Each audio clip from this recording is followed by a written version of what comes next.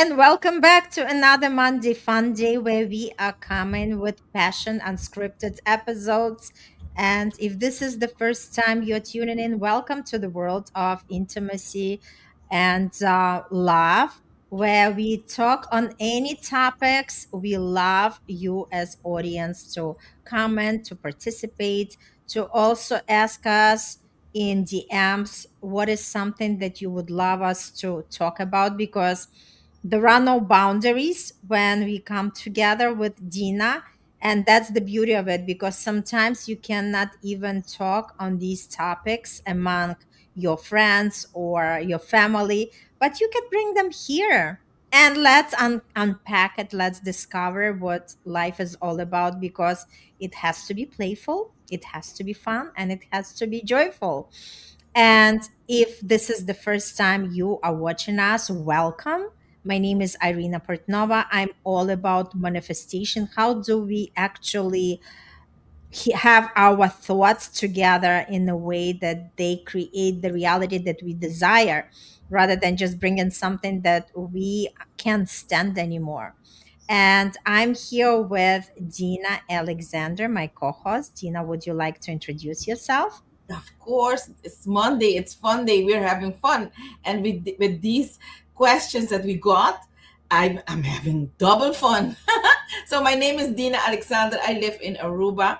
I am a personal coach. I am an intimacy coach, and I am a relationship coach. I do marry sex with spirituality because I do believe, it's firm believer that we create by having these two balanced. We are human beings. We are more than animals and just procreation.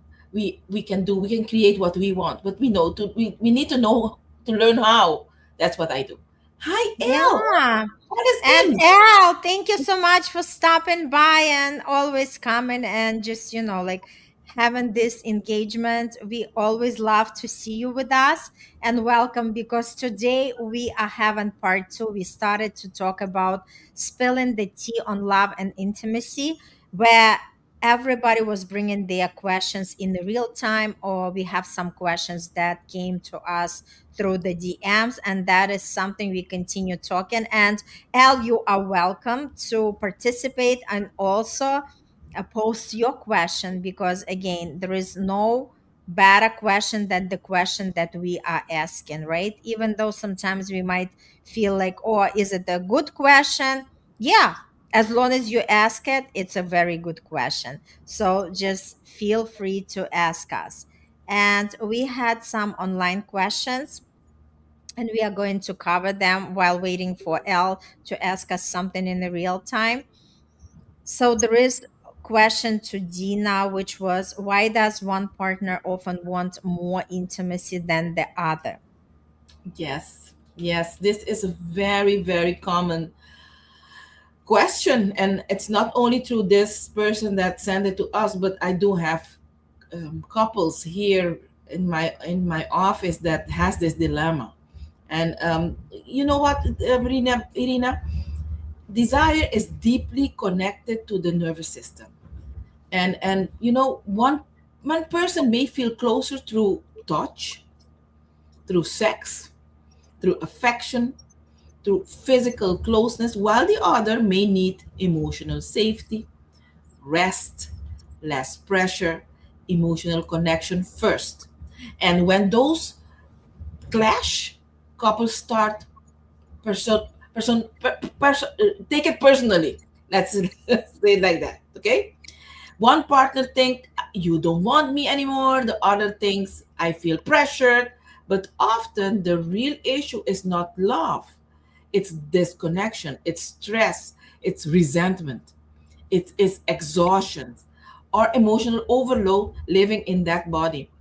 And desire doesn't respond well to pressure. It responds to safety, openness, and connection. There is where desire really open up like a flower, not under pressure. Hey, I want sex now. Open up now. Hmm. No, Hmm. it doesn't go like that. Yeah, I Yeah, love that. that. And I just wanted to add to that because, like you mentioned, Physical availability is also matters, because again, if I remember the time when I was nursing my baby, right? And when I was constantly exhausted, forget about sex. I wasn't even craving anything. All I wanted is just to have a nap and just to have a normal rest. And I feel the same applies to men when they are stressed at work. If there is something on their mind, it's difficult for them to be aroused and really perform in the bed, because there is something else on their mind. This is something that occupied their mind. So again, it's all about just like really connect with each other, talk, right? Again, like you mentioned, Dina, not assume and just make these conclusions based on our own thoughts. And we know how our thoughts work. They don't really work much in our advantage, right? So it's the best way is to communicate and ask, like, how can I make it better so we can do, right, things that we want to do together. Yes, yes, totally with you. Totally with you, Irina. So, shall I ask you the next question? Yes. So, we got this question from our viewers, and I love it. So, can attraction come back once it fades? That is such a beautiful question, because I feel that each one of us going through this kind of question at one point of our love life.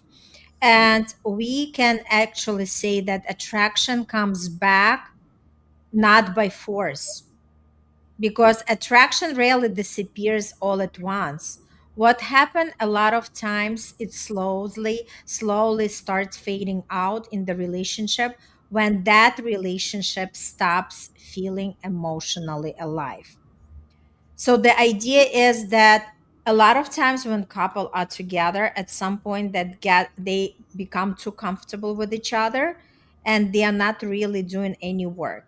But when the relationship is alive, when two people are constantly curious, playful, when they are thinking about, okay, what kind of experiences we can enjoy together, doing things for each other, right? If one partner loves massage, like the other partner delivers that massage. If another partner loves the breakfast in bed, right? So there are so many different ways, but it's all about when people get too comfortable. And we know what happens in the comfort. People are not really willing to put in the work. And if they do not put the work, they do not put the effort, it actually hits hard on that attraction level, right?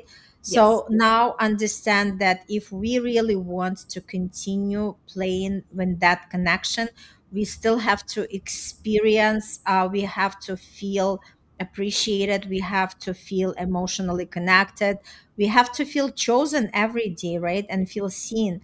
So again, attraction grows when we feel more emotionally engaged, when there is a curiosity of the partners about themselves, when they are connected beyond whatever responsibilities they have on a daily basis, beyond their routine, right?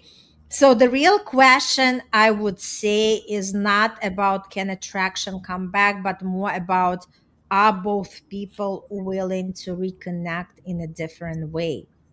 Because when the emotional connection shifts, that's exactly where attraction shows up again. So great question. yes, yes, I love it. And Yeah, you beautiful. you Mm-hmm. responded it perfectly. I don't have anything else to contribute. Mm-hmm. I And love you it. can, yes, I think maybe from your sex, perspective, like maybe being more playful, right? Like, Yes, I do maybe um playfulness. For example, Irina, if you are not playful with yourself, you can never be playful with another person. So it starts with you. So that's why when I coach, you start by connecting with yourself first. And if you don't know what you like, how to be playful, how can you do that in your relationship? I love Never. that. So that's for Yes. me very important. And intimacy dies when people stop meeting each other emotionally, just that you said. Okay? Mm-hmm. And desire then struggles where resentment, pressure, and criticism and emotional distance live for too long. It really dies our Mm-hmm. struggle. Let's say it like that. Mm-hmm. Yeah, so true. So again, it's never, too late to start exploring. And again, it's the effort that we are putting every day, and it's the choice that we have, right? We do not expect our partner to show up for us while we are just taking a free ride, or vice versa. It takes two to tango. I just love that. It takes two to tango, It takes two right? to Because tango. relationship is between two people, so you do want to maintain it and to nurture it and to love it and actually explore it, right? Yes. Okay, Yes. we have the question from Al. Aha. What Okay, is let now me it's your turn to answer. so the question for from L. Do you want to read it or you want me to read it? Yeah, you can read it. Okay. L states, is foreplay before sex? So, is foreplay before sex will increase libido and enhance longer sex? Let me try to respond it like this. Foreplay starts not only before sex, but the entire day. It's foreplay. The foreplay will tell you what kind of sex you will get. And without sex, without foreplay, is like animals on having and procreating. And enhancing longer sex, you mean um, do not ejaculate so fast? That's what you mean? And I'm going to respond to that. um, it's a training. You have to train. It depends on your pelvic muscle also, how strong it is, that you can hold longer your ejaculation. So it's a training, and I do provide that training for pelvic muscle. It's a muscle, and you need to train it for you to last longer. Okay, and it's a practice. So yes, Al says yes. If that's what he meant, I'm totally in tune with you, Al. So, yes, I do believe foreplay before the entire day, not only before sex. Because, Al, for example, let me give you an example. If I'm married to you and you wake up in the morning and I start lashing and criticizing, I don't know this, you are not doing this good, and you need to go and get some money from me, and I want sex at night, nothing will happen. Even though if I give you foreplay at night, those words will stay in the bed. Mm-hmm. So I hope you understand where I'm going through to. Foreplay is the way of life in a relationship. It starts in the morning when you wake up. Good morning, sweetheart. Use those special names. Give kisses before you leave you home. When your partner reaches home, even if you are a little bit annoyed to him or her, give her or him his or her kiss when you leave and when you get back. Hold hands when you sit and watch TV or you are walking in the street. Those are foreplay, and that will help the sex or making love. I rather call it making love. I hope Mm-hmm. I responded to what you asked, El. Let me know. Give me a thumbs up. Yeah, so good. Everything is connected because our mental actually does have the stimulation for our, physical, right? So just Yes, understand how do we stimulate our brain in order to receive the best when it comes to intimacy. yes, yes. So, next question. What is the next question, Irina? Then Um, the next question is about emotional unavailability because I had somebody ask me what makes someone emotionally unavailable. And again, a lot of times emotionally unavailable has nothing to do with the lack of feelings because the person can feel And sometimes that intensity of feeling makes them go into that safety zone, because if they remember from the past that once they were very vulnerable, it leads them to the pain, to rejection, to the pressure or disappointment or loss of that control. So now they are in that shell because they feel like if they open themselves up, they are not protected. So a lot of times how it shows up, that emotional unavailability, is when the partner avoids deeper conversations, or they are struggling with the commitment, or maybe even pulling away when things really get close. And it's not because they do not love, it's not because their feeling are fading, but because they are just having that coping mechanism.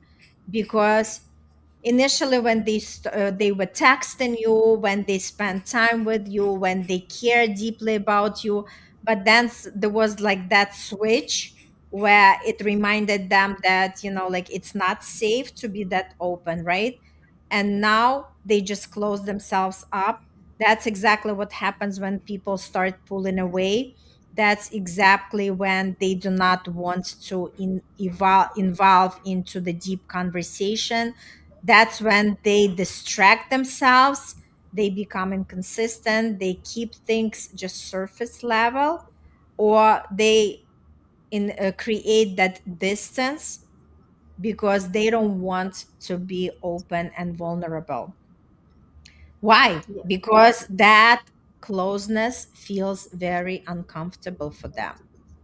And that important thing to understand is you cannot love someone into emotional availability.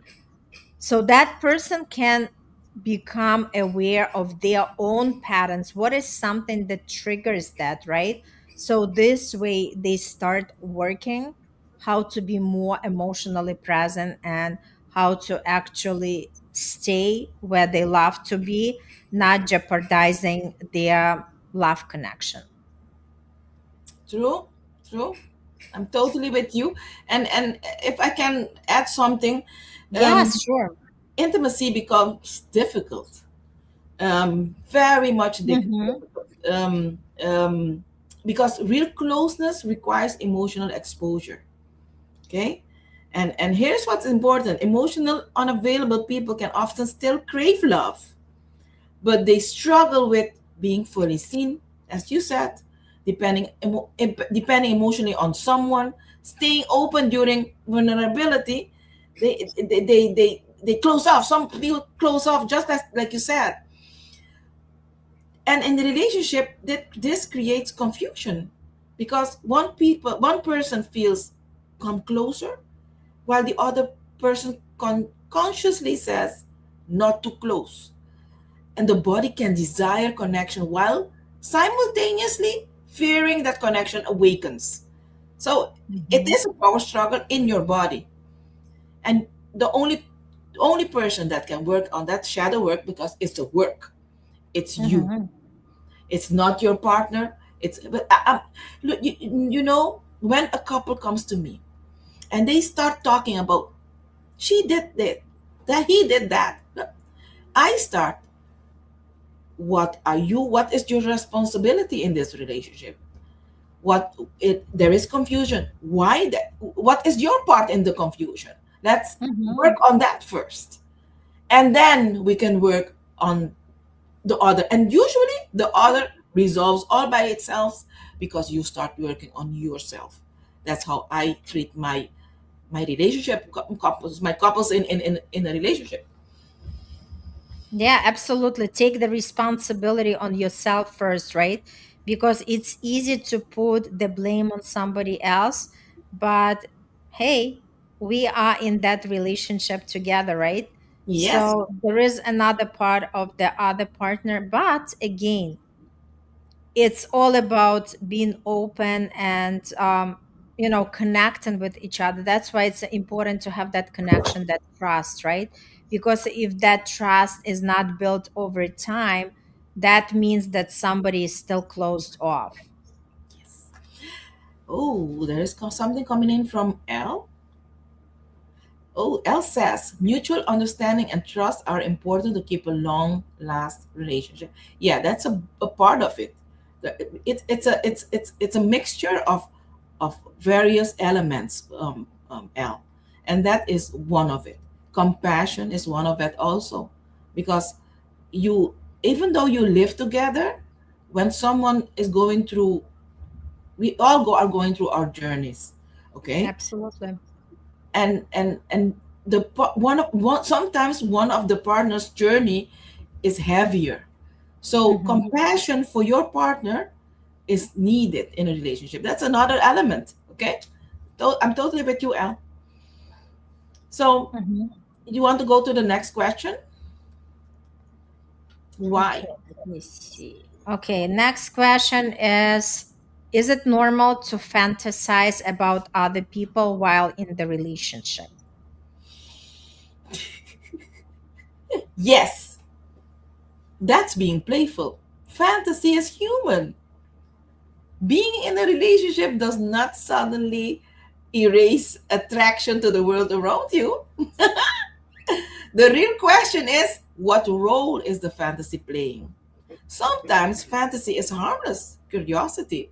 Sometimes it's revealing boredom, emotional disconnection, lack of intimacy, unmet desires, or part of yourself that you've stopped expressing.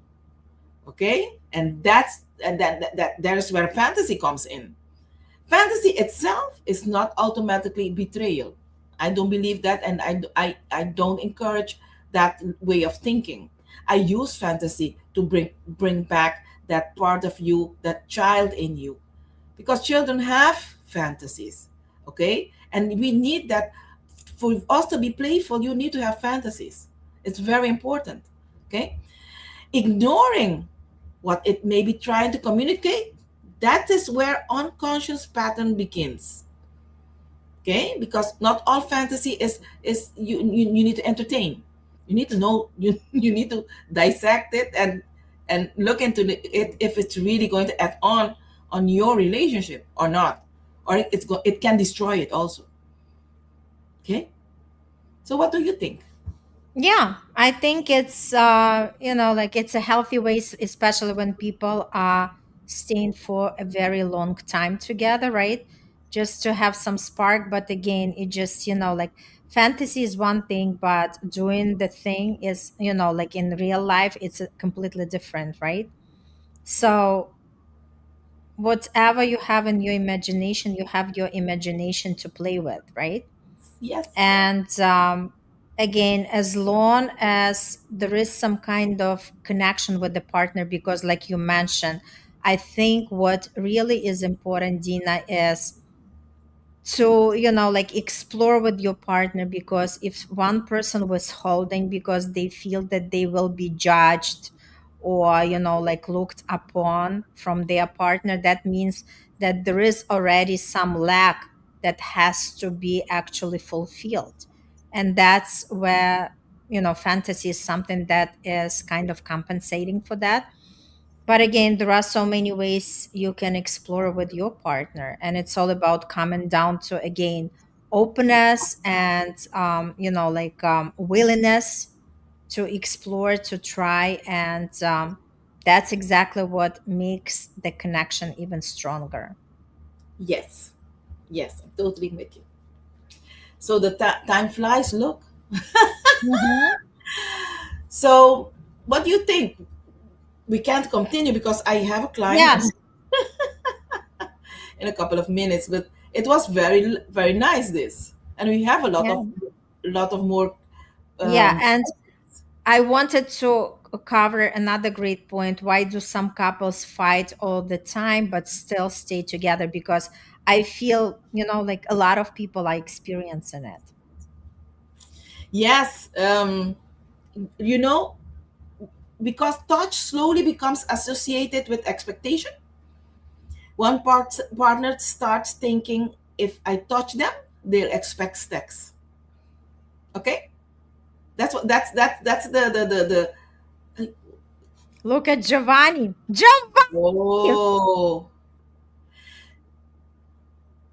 Doing you our go. own shadow work first, right? Healing also comes in the forms of an ever increasing awareness of our own toxicity, toxic patterns. Becoming spiritually conscious also include owning when our very own fantasies are robbing the relationship of life and essence. Yeah. Thank you so much. Wow, Thanks we for have. your input. Yes, it's great to have you with us as well. Yes, I'm totally honored. So I was replying to a question. I forgot the question. The question was very cool about why a lot of couples are fighting, but they are still together. Ah, okay. Yeah, as I was saying, some couple mistake emotional chaos for passion, and that's uh, something. It can destroy a relationship. The nervous system becomes addicted to conflict, and it, maybe now that I'm telling you, it you cannot see it, but the nervous system really um, gets accustomed to it. It Mm-hmm. gets accustomed to conflict and the part of reconciliation, fight sex, emotional high and lows. That's what the nervous system knows. And it reacts to that. And that's why they stay together, because there is where it gets it. And if you knew that calm connection can actually feel better, you don't know because you've never felt it. It's unfamiliar. And for some people, even boring. But that is what your body needs. That will calm the nervous system and the heartbeat and everything. Okay? Um, in that situation, in that house, when couples fight and all the time, but still stay together, um, the love feels like survival. That's the best way how I can describe it. You are surviving in an environment that you choose to stay in. A relationship is not healthier because people fight passionately. Healthy love is not the absence of conflict. I'm not saying that. It is the ability to repair without destroying each other in the process. And I always tell my clients, if the both of you are fighting and one of them come to me, that person that's coming to me needs to be bigger, needs to have the ability and choose to be bigger in the relationship, because you need to stop that response to the nervous system. And when you enter calmness in the relationship, then the nervous system will search for something other than that chaos, that You know emotional what? chaos. The system is looking for passion. I was smiling because two things showed up for me. First of all, it's like you were talking about nervous system. It's like addiction. The same, like, people know that it's not good to smoke for their health. People know it's not good to drink a lot. People don't know that it's not good to do drugs, right? But they keep doing because again, that's the addiction. Same thing with these patterns, right? And I remember in my marriage, my ex used to fight all the time. It just like anything, just like, the match, and it was just right on fire, and I hated it to my guts. But like I kept quiet. Like sometimes I would just start also fighting back, but then at the end of the day I was more exhausted from that. And like again, it comes to the point where you have to choose yourself, because if you are not loving that dynamic, because my nervous system was not okay with that, right? If you do not like that dynamic, sooner or later you have to choose yourself and step away from that. Yes, yes, amen. I love it. I love these questions, and maybe we should do it often, because there are a lot more Yeah, questions like this. yeah. Yes. So definitely, definitely. Well, thanks so much, everybody, for tuning in. Thanks so much for Elle and Giovanni to show up live. It was great to see you. And continue submitting us, everyone, the questions, because this way, next time around when we have this Q&A, we'll definitely cover your questions. And if you want to come and ask live, we are even going to be more happy to see you and to communicate with you. But remember, as long as we are breathing, we are constantly having some kind of situations that we are dealing in a real time. And what's the best way than just come together during these sessions and say, hey, nobody is perfect. We are all humans and we are all learning through these experience. So continue learning, continue fine tuning and understanding yourself better, because the more you understand yourself, the more you know what is something that you would love to experience in your life, and the more life is going to add more value and more meaning and more love to you. All right, Dina wanted to say something. Yes, of course. Hey, I if you love these questions and you want us to dissect and talk a little bit more with you, or um, keep it recorded for you, please do state in the comments what question you want us to dissect, and we will do it with pleasure. It was a pleasure being here with you guys. Next Monday we will be on if God wants that. So we'll keep in touch. Yeah, thank you so much for tuning in and have a blessed, blessed week. Continue loving yourself and stay curious. Stay curious how you can make that love and relationship better. All right, all the best. Bye.